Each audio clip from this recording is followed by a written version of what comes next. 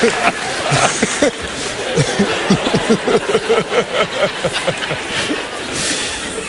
and why did you decide it was time to leave school? I'm one of these guys, I was an adult when I was 12. I always hung around older guys, you know, so like most of my friends were 5, 6 years older than me. Yeah. A lot of times. And they were making money. And schools to make money. And I wasn't going to make any money in the path I was at, so it was like, let me get out of school and go make some money. So where'd you go to make some money? Let's see, I worked at Red Lobster. Mm-hmm. I used to eat off of kids' plates a lot of times, because kids a lot of times wouldn't touch their food.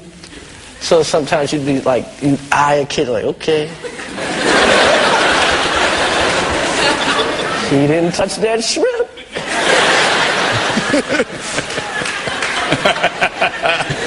And you'd have a nice shrimp dinner that night. Eddie Murphy described to us his campaign to work his way into New York's comedy circuit. Did you follow that path as well? I didn't even know about comedy clubs. The way I got into stand-up, it was February 11th, 1985. Eddie Murphy tickets went on sale at Radio City Music Hall that day. I went to get tickets at 11 o'clock or some stupid hour, right? I'm sitting there at the end of the line, have a New York Times Arts and Leisure section. And as I'm flipping through it, planning on staying on this line all day, there's a listing of comedy clubs in the Times, and it said comic strip, Catch a Rising Star, blah, blah, blah. And, you know, just like my grandfather had a calling to be a preacher, I had a calling at that moment, at that precise moment, to be a comedian. And I got off a line, and I walked from Radio City, which is on 50th and 6th, exactly, to Catch a Rising Star, which is on 77th and 1st. And I walked these blocks in February, in the cold, right? And they said, you have to pick a number.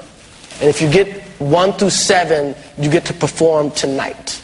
And the guy came out with the hat, lucky number 7. I got number 7, right? And while I was online, I kind of wrote down some bad jokes. And I went on at 11 o'clock, and I did pretty good. And a guy comes up to me, and I'm leaving. I was like, okay, I tried that comedy thing. Let me get out of here. let me get out of here before, you know, my mother calls the cops or something, right?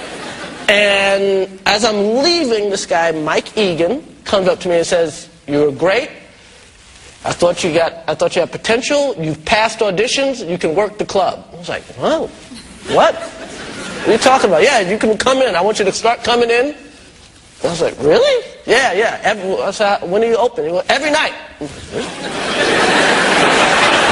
And from that moment on, I probably went to a comedy club every night, probably for 10 years straight. You've said about those early difficult times, it's my fault. It's always my fault. I always blame me. Yeah, it's never the audience's fault. Never, ever, ever. If the movie's not good, it's my fault. TV show's not good, it's my fault. Anytime I'm in front of the audience, I don't care if somebody got shot in the middle of the show. If I can't get the crowd back, it is my fault. It's my responsibility to rock the house every single time, no matter what.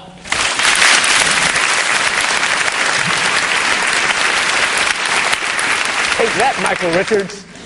Red Lobster. I still got Red Lobster. And on Queens Boulevard, I served you. Good. I was a dishwasher. Used to scrape shrimp in the garbage cans and then load up the dishwasher, man. And that was my real job. I never got a raise. I never got a promotion. They kept me in the back. They kept me back there because I had really fucked up teeth. And they didn't want people to think that shrimp fucked up your teeth. And that's what they do at restaurants. They put the ugliest people in the back. So if you don't like the people in the front, you don't want to see the people in the back. And that was my real job. I wasn't working my way through school. I wasn't working my way and telling jokes. That was my life. 1989, I was scraping shrimp, okay? And people go, Chris, how'd you end up like that? How the fuck did that happen to you? Minimum wage job? I'll tell you exactly how that happened to me. I dropped out of school in the 10th grade. Dropped out in the 10th grade, which is the dumbest thing you could ever fucking do. You know why? Because when you drop out in the 10th grade, you really might as well have dropped out in the 2nd grade. Why? Because you qualified for the exact same jobs. Matter of fact, the person that dropped out in the 2nd grade is more qualified because they have 8 years of work experience. Yeah, man. I used to scrape those fucking shrimp, man. To kill me. But I'll tell you this right now. Now I have a career. I've been blessed with a career. So if you got a career, thank God. If you got a job, I hope you get a career one day.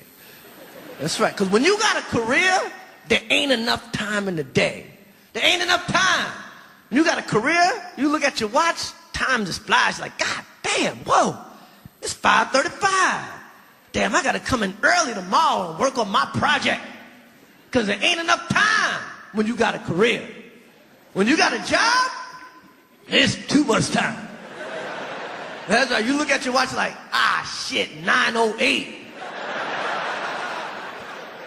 You don't even trust the time when you got a job. You be like, what time you got? What time you got? What time you got? What time you got? What time you got? 9:15? Whoever got the latest time is the right time. He got the right time. He got the right time.